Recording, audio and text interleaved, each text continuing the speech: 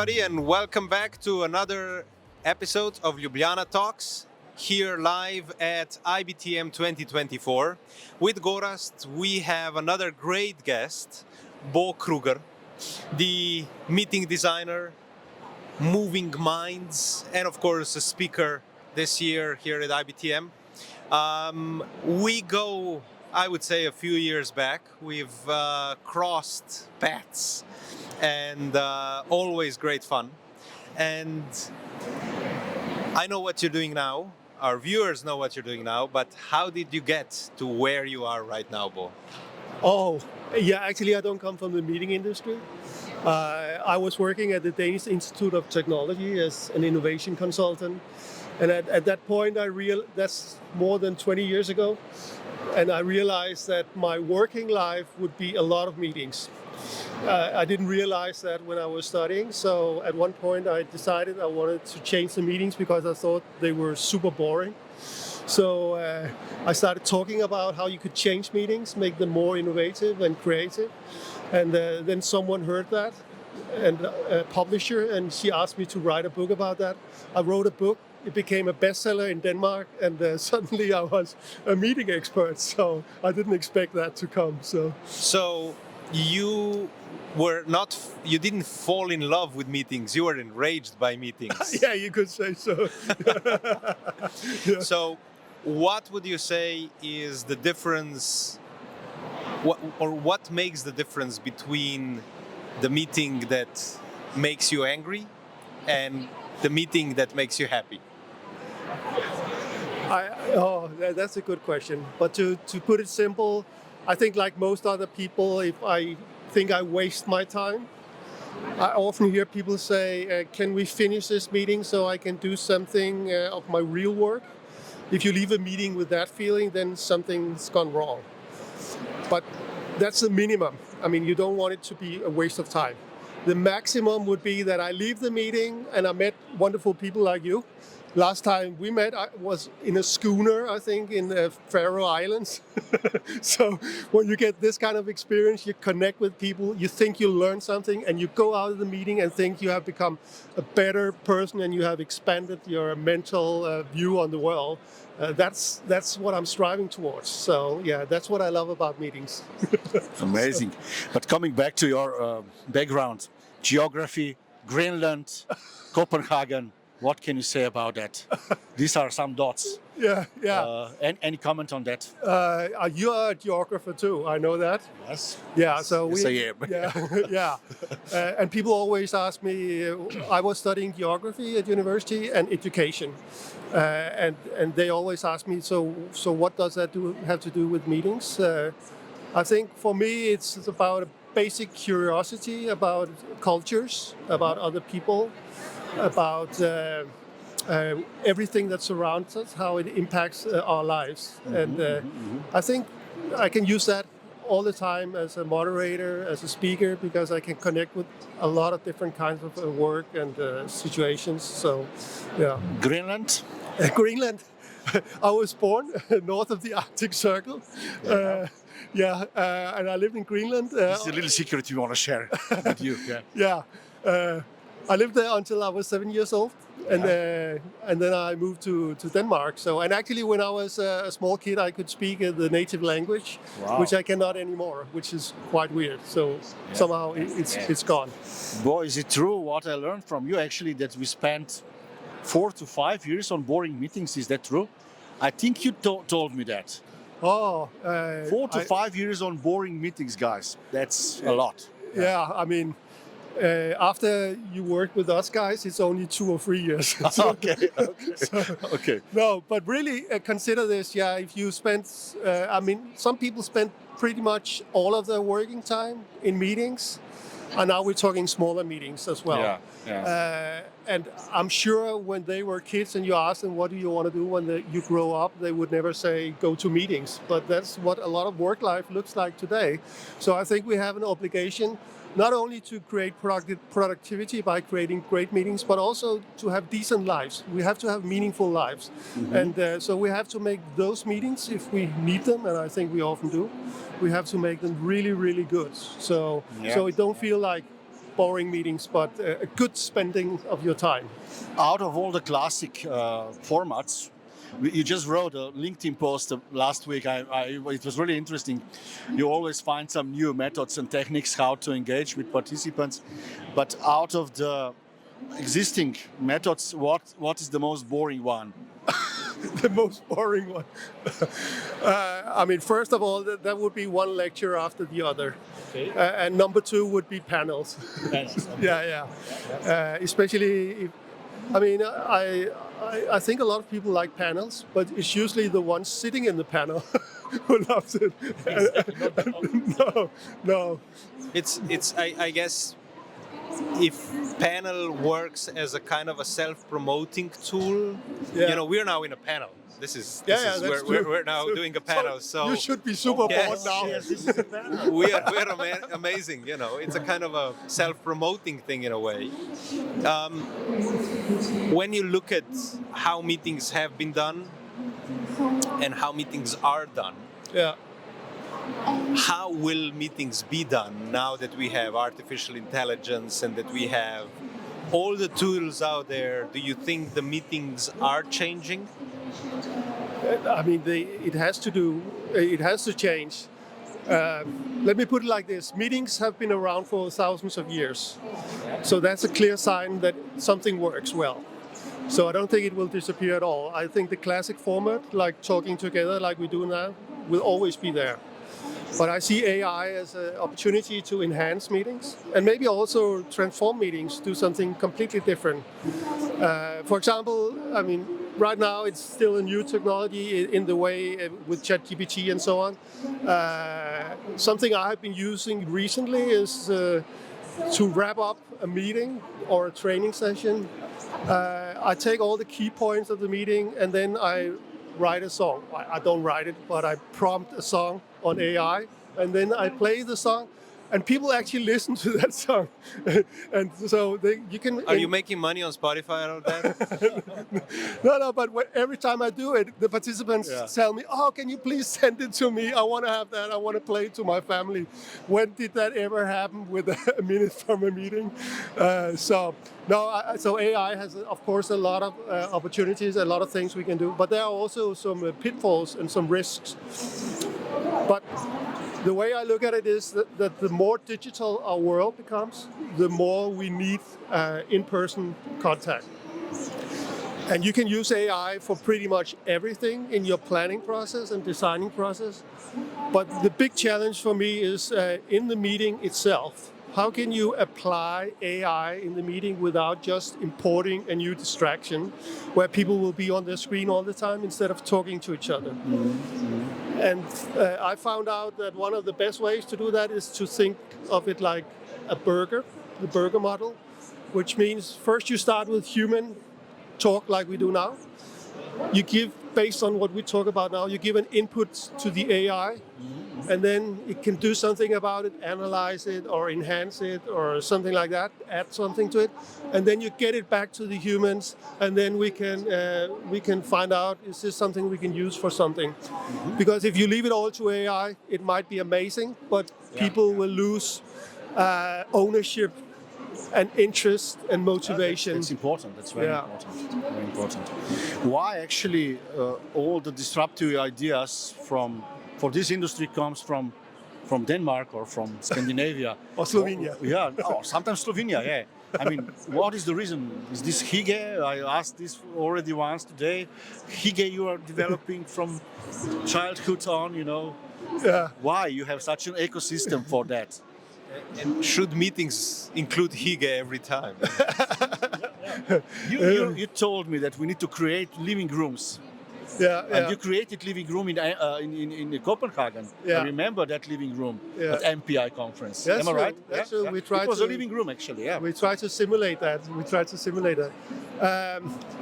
I mean, first of all, I wouldn't claim that all ideas come from Denmark or Scandinavia, but it's true. A lot of things come from there. But actually, I think it starts in the schools. There was a huge research trying to look at why are some countries happier than others. And Scandinavian countries always come out on top. At the moment, it's Finland is number one and Denmark number two.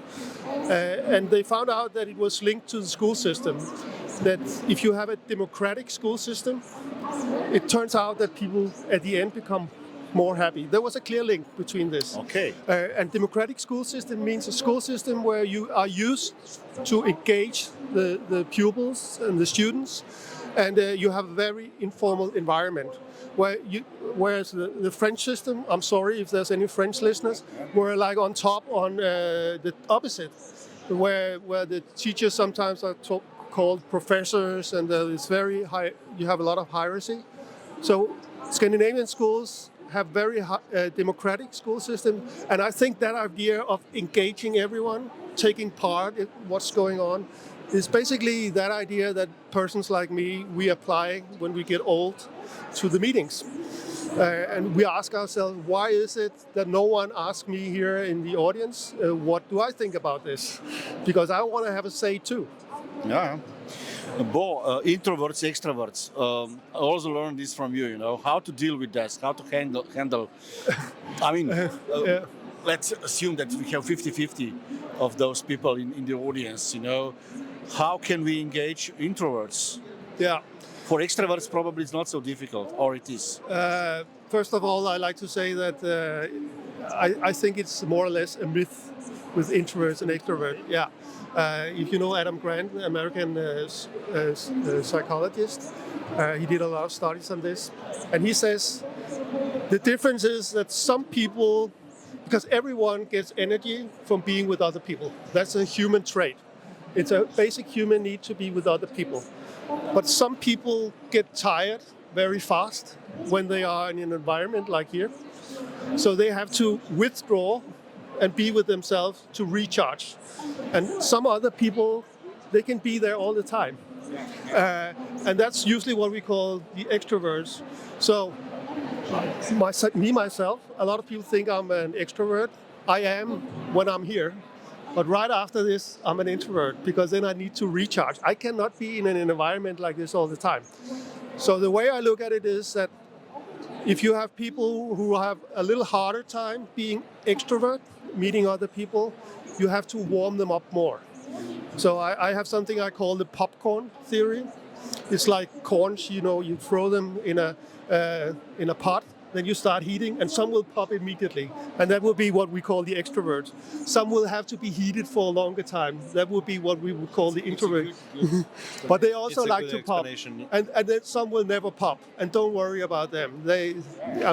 Don't design after them. They pop later. The same with the climate crisis, actually. So Yeah. You have those who are against, who are not non-believers. You explain everything now with this spot, so I have a clear picture. So yeah, go on. I like climate crisis, warming stuff up. Then it gets. Are we done? Then this is the. Yeah, we fixed the climate crisis. This is this. We solved the problem. There you go. And no beer involved. If we look at the necessity of human beings to meet. You said it is one of our main activities for thousands of years, right? So the campfire kind of concept revolves around that, and eat those berries but don't eat the green ones, and all that stuff.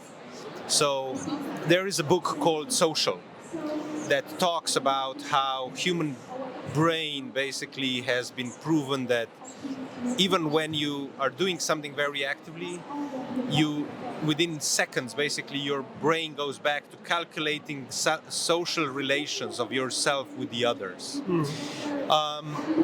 So we are social regardless of introverted or extroverted. I think it's also a cultural thing. Some people will be more open towards communicating than the others. Now, one thing that we used to talk a lot in the meetings industry, and we don't talk a lot anymore because we talk about everything else, but it is the cultural differences.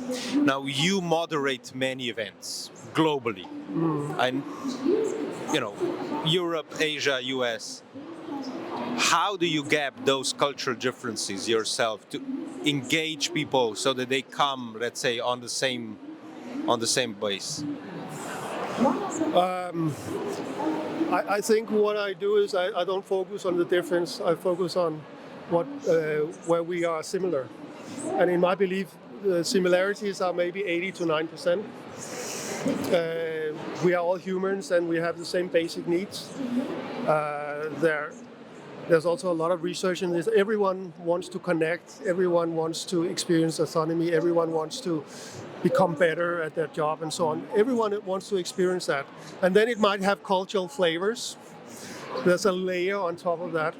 But in my experience, I always hear all the time, because I engage people a lot in the activities I do. And people always tell me, you can't do that with Asians, you can't do that with this and that. Or bankers or CEOs and I've seen all the time that you can do that. So I think, my advice is to focus more on what puts us together than the differences. Because I think we focus too much on how we're different. Also regarding ages, I saw studies showing that age difference is overrated. We are not that different. We're not that different. So sometimes we have the story which is, the old generations. Tell this to younger generation, to Z, They believe that you are a boomer, or I am a boomer. Yeah, but they also tell me I couldn't work with AI, and I do that all the time, for example, because I'm a boomer. But all the old ones and the young ones, they still have the same need of connecting.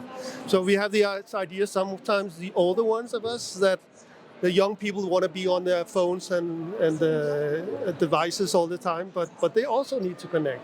So now I'm more relaxed. It's okay. Yeah. So, Bo, another thing I want to ask you is about how do you recognize a good moderator? What would you say?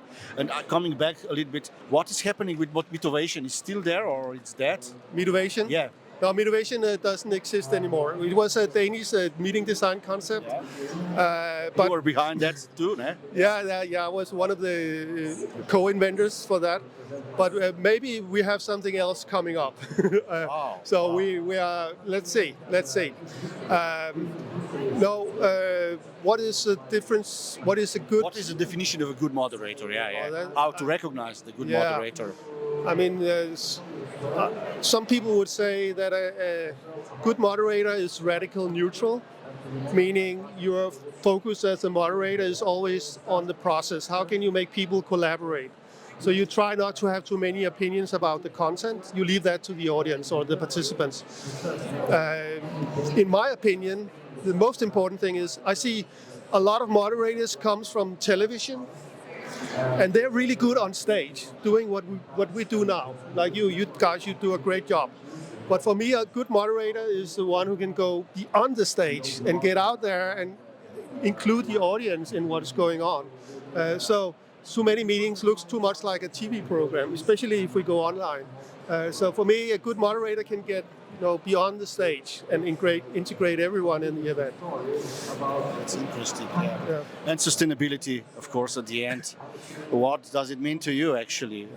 You're now part of our Project Planet Positive event, but what do you personally feel about it? Why this matters? Why we need to change the way how we organize events, and why it's really enough of blah blah, as Greta said several times.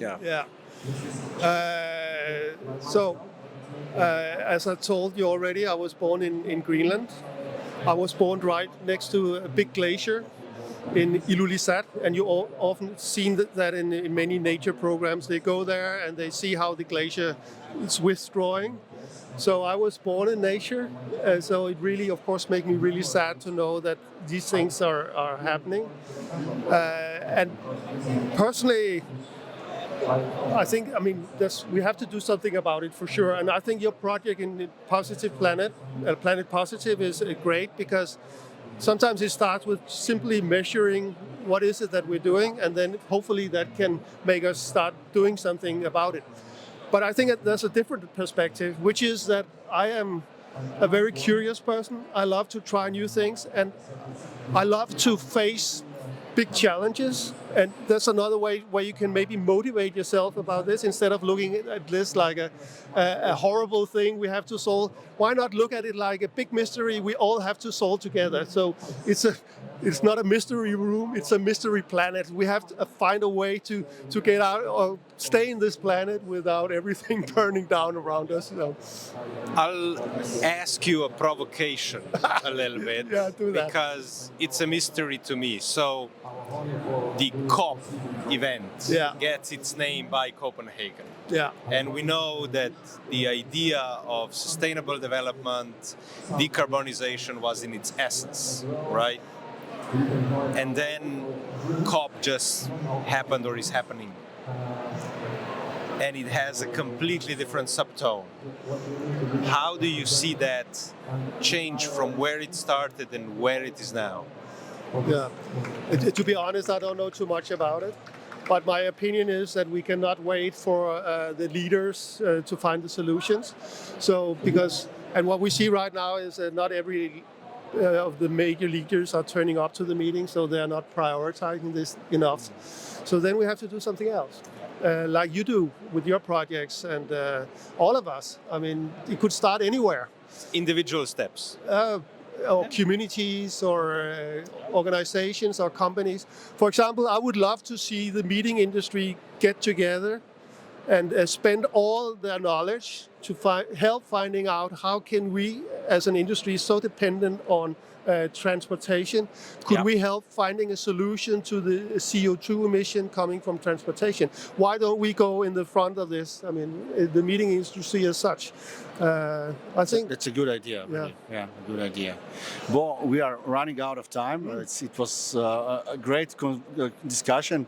The last thing I want to ask before we go to fire questions to you is about your hobbies. Actually, do you have any hobbies out of this? Where do you get your inspiration actually? Well, I have many hobbies. I'm quite nerdy. I read a lot of stuff, and I usually test things out very fast. So I try to do the stuff I talk about.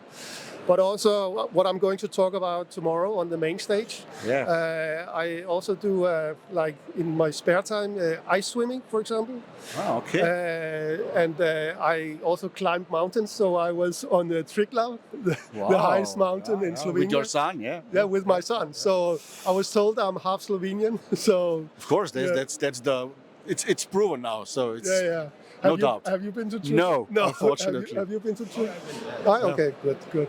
Yeah. Sorry, guys, I was not on Triglav. So now, as real Slovenians, we can talk, and we'll just leave Gorazd out of the conversation. Sorry, Gorazd. Can I have your passport, please? Well, we usually finish off with a couple of quick fire questions. Yes, I love it. Which you can kind of just touch upon, or you can go into depth, whatever you feel like. Yeah. But I'm gonna start with whale or narwhal. What? A whale or narwhal? What do you prefer? Narwhal. Because we believe that the tooth of the narwhal was a unicorn, you know? That's where the myth comes from. Walking, cycling. Cycling. Really? Yeah. In Copenhagen, we cycle all the time. Of course, cycle all the time. Another one is fire or ice. Fire or ice? Fire. Okay. Yeah, fire. It's very interesting because you do like ice swimming, so I thought you were going to say ice. No, but you go to the sauna right after, you know. So. Oh, so you do it for the sun? Yeah. One more question. The north or the south? Oh, the north. The north. Yeah. Bo, thank you very much. Thank you for coming to Ljubljana Talks and this great conversation, man. Thank you for your time. Thank you to Slovenian, and thank you to you. Everybody keep posted. We'll have more shows coming up.